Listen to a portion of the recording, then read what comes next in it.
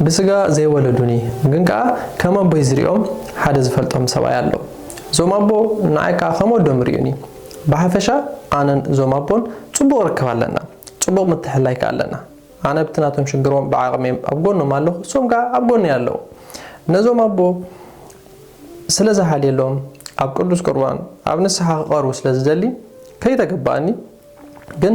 كم أبو يكاس لزريهم نزوم أبو نسحة نخاتو قدس قرآن نخقبلو بتراجع جامي كيسل شوني يزاربي هذا معلتي بزعبة قدس قرآن بزعبة نسحان أبن زارب لو زنبرنا جزء نزنا جرزي أمر ربي لمستزارب كو متهلمني أنا قدس قرآن تقبله كابزخنا قدس قرآن كي تقبلكو كما هو تحشني يقولون مالتي كابزا ساعات ندهر أنا كلا جزء دقيمة بزعبة زي أي تزارب قوم هنيتهم إذا زاروازيا بتعامل جسلا زجارمتنا مالتي سلام تاي رسعهم كبرات تختتلتنا كما يكنيهم أنا دهني زاوية أملاخ مسكن مجمرتا بزام أتوي زارواز جمر كل مخنيات من تاي ترى عيلكمني أب قدس قربانا أمن السحان أنت يعني ترديد كم زلنا نمزرابي أزوم أبو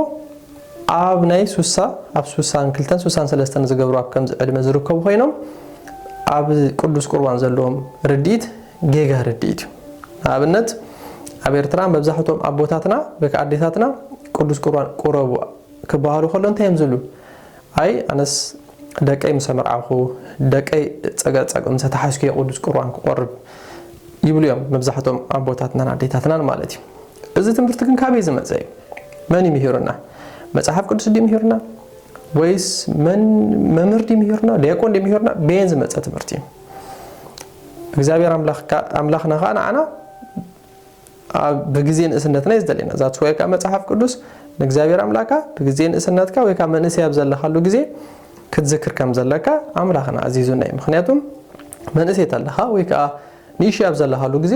ብዙ ነገር ክሰራህ ትኸሊኻ ንቤተ ክርስቲያን ክትላአ ትኸሊኻ ንቤተ ክርስቲያን ከተገልግል ትኸሊኻ ማለት እዩ ምስአረካ ስነኻም ሰወዳ ኃይለኻም ሰወዳ ግን ንቤተ ክርስቲያን انت يا خاتكون سكر مي خاتكون برن بتحسن ولا حنتي تطقم اي تطقمني كتغلغلون اي تخليخا ولا فلطت انتلكا ارغان አሉ ድኽመት አሉ አእምሮ መስሓቱን ክህሉ ስለዝኽል ናይምርሳ ጻገሙን ክህሉ ስለዝኽል ከም ዝዘድልን በተክርሰን ከተገልግላ አይ ትኸልኒኻ ማለት እዩ በዚህ ጋጣሚ ቅዱስ ቁርባን ዝቅበል ማንዩ እንተላ ተተባሃይሉ ቅዱስ ቁርባን ህሙማት እንዲተዳልዩ ህሙማትን نحاتياتنياتن سو قدوس قربان نمن غباتيلا نزوم كم زخماي حاتياتنياتن زخنا سو قدوس قربان كتقبل تخونكا مجمري حمم مخانكا كفلطالو بمنتاي زحممكا بحاتيات زحممكا سو بحاتيات نزحممه زفوسون تاي قدوس قرباني مالتي እግዚአብሔር አምላክ እኮ ናመሬት ምስመጸኮ አነ ንጻድቃናት ክጽውዕ አይመጻኹም ንመንዳ ንሓጣን ክጽውዕ የመጽ ይብል እግዚአብሔር አምላክ ጻድቃን ዳ ግብሮም እኮ ይኸጽደውን ጻድቃን ነሚያ እግዚአብሔር አምላክ የገልግሉ እግዚአብሔር አምላክ በቅድስና ስለዘገልግሉ እዚያም ቅዱሳን ግብሮምን ከደህናው ባህሊ ከምዘኻማይን ከምዘኻማኹምን በኃጢአት ዘሐመምና ሰባት ግን እንታይ ከደህናና ዝኸል ኢየሱስ ክርስቶስ ቅዱስኩም ክብር ደሙኒ ከደህናና ዝኸል ሶ ክሳማዓሲና መናብ ቅዱስ ቁርባን ከመጻና ከምዞም አቦ አብነት ዘምጻኹልኩም አነስ ቅዱስ ቁርባን ተቀቢለ ካብዝኹነን ቅዱስ ቁርባን ከይተቀበልኩ ከይተኾነንኩም ባርሕሽን ዝበሉና ማለት እዩ ግን እኮ መጽሐፍ ቅዱስ ዘረሳና ነገር እንታሎ ጻድቅሲ 7 ጊዜ ወድቅሞ 7 ጊዜ ኸይትስኢሉ ሶ ጻድቃን ተዳ 7 ጊዜ ዝወድቁ ተኾይነው ከምዚ ኸማይ ኃጢአተኛ ታዳ ክንደ ጊዜ ናንወዳ ማለት እዩ ሶ ቁጽር ይብሉ ማለት እዩ ሶ በዚህ ጋጣሚ ቅዱስ ቁርባን ንኽትቀበል ክትበቃ ወይካ ጻድቅ ክትኮን ወይካ ኮምፕሊትሊ ብቑዕ አቦ ክትኮን ወይካ ብቑዕ ሰብ ክትኮን በምንም ተአምር ክትጽበይ ይብልካል ክትበቃውና ይትኸልኒ በምንም ተአምር 100 ዓመት ዋላ ተንበርኪካ ዋላ በዓታ አቲሃ ዋላ ገልአቲሃ ተጸለሃ ዋላ ተሰገድካ ንቅዱስ ቁርባን ንበቃዓሉ መንነት ይብልናን ክእለት ይብልናን ኃይሉን ይብልናን እንታይ ዳይና ቅዱስ ቁርባን ዘብቃዓና እንተልና ንስሐ ጥራይ በቃ እንተዳ ሓደ ሰብ ንስሐ እንተዳ አትዩ ንቅዱስ ቁርባን ንኽቀበል በቂዕሎ ማለት እዩ ምክንያቱም ቅዱስ ቁርባን ክትቀበል ተኾንካ ንስሐ አቲኻ ዲኻ ያተኸኒ ተወሳነ ነገር ንስሐ አቲኻ ኩሉ ኃጢአትካ ተናዚስካ ተወዲኻ ንቅዱስ ቁርባን ንኽትቀበል በቂዕኻ ኣለኻ ማለት እዩ أدمي هون كان كتصب زلكا دقها كسب زمرعه هون كان كتصب زلكا ويك كسب زمرعه مستمر عفو يكون كان كتب زلكا دهنت معسيو لو ما أنت دهنت صباح انتي قطمن انتي زعبا صباح كلنا نفلطو ነገር ይብላል ሶ ነዚ ቪዲዮ ንርኢ ዘለና ሰባት እስኻ ክትኮን ትኽእል ወይ ንስኻ ክትኮን ትኽእሊ ቅዱስ ቁርባን ተቀቢልካ انت ተቀቢልካ بحق እግዚአብሔር አምላክ ተመስገነ ይሁን እንተ ዘይ ተቀቢልካ ስለምንታይ ነው ቅዱስ ቁርባን ዘይ ተቀበልና ምስና ይቀሪቱ ኣብ ዓድና ኣብ ኤርትራ ቅዱስ ቁርባን ንኽንቅበል ትክክል ትምህርቲ ኣይተማሃርና بخمين ترى قدوس قرآن نخن قبل كم زي ملكتنا خوينا هنا تمهرنا ما عز مالك مسأرك كل نجار كوديها أو إرجع مسبتها حرة كل نجار كوديها أو إرجع نبس وساب 7-8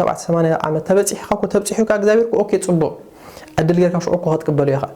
أتوم لك عشرة لك 3 لك 10 عامات كله زموت وسوا دعمو أنت يخونو زوم سوا زيادة فو أبتي أما هرانها مستخخال كنقبر لنا مالك قدوس قرآن مدهانيت كساب زخونه نخلو سب يزدلي عرقيتا يبلني هصانا يبلني حموما يبلني سبا يبل نيش يبل ممر يبل كهنا يبل نخلو سب نود ادم استبحاله استدالو اب قداسي بزغبرلو غزي ها كل سب كان تاي كل سب كا قدوس قرآن نخقبلي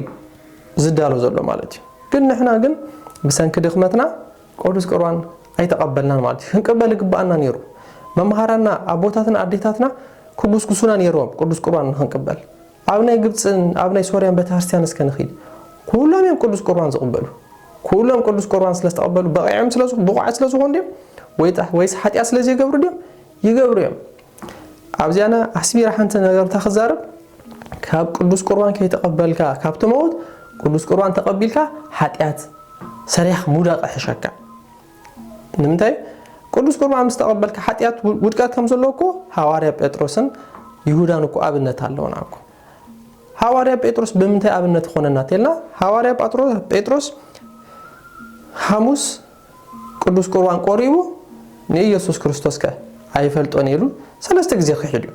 ንአምላክ አይፈልጦን ይልካ መሐቃድ ትዝገደድ ተዛዓቢ ኃጢያት ግን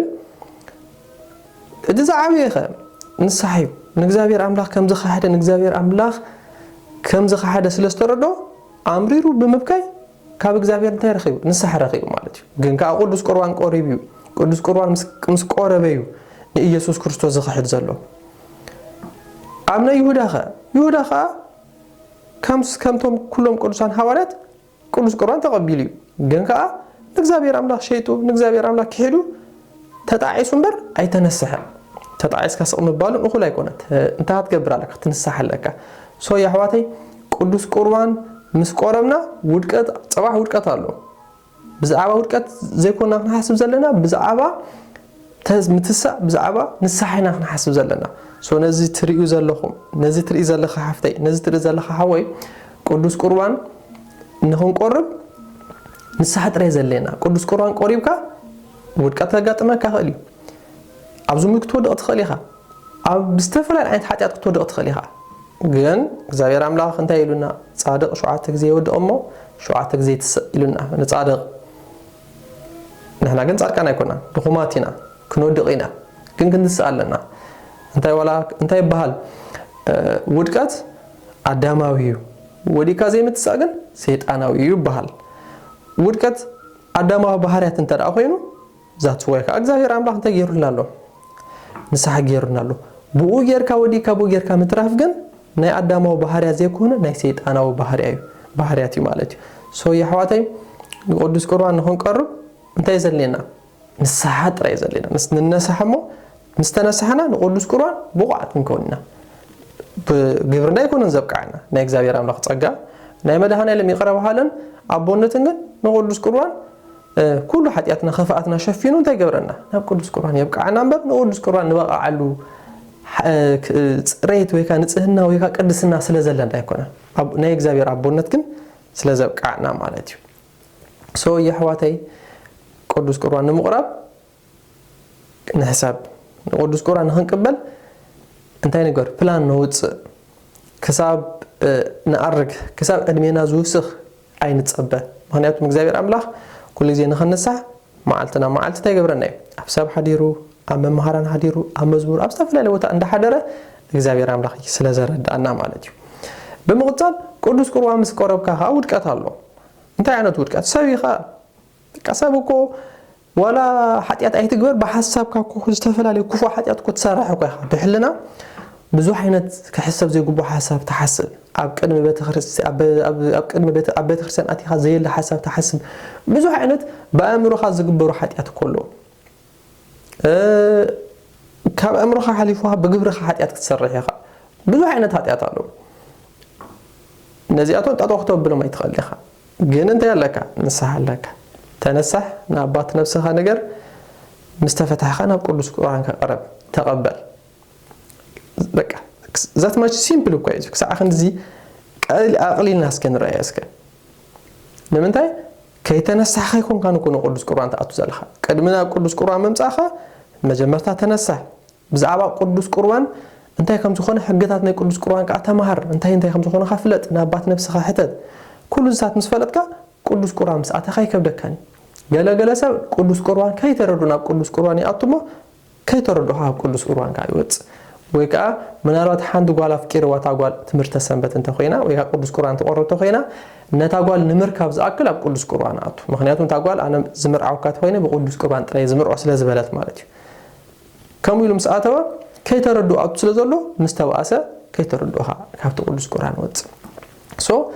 እቲ ዘደሊ እንታይ ስለ ናይ ቅዱስ ቁርባን ቅድሚ ቅዱስ ቁርባን ምቕራብና ትምህርቲ ንውሰድ እኹል ትምህርቲ ወሲድና ብዛዕባ ቅዱስ ቁርባን ዘሌና ትምህርቲ ንሶሰና እኹል ፍልጠት ክህልወና ንእግዚአብሔር ኣምላኽ ቃለሚና ንስሓና ወዲና ናብ ቅዱስ ቁርባን ናኣቱ ማለት እዩ ሶ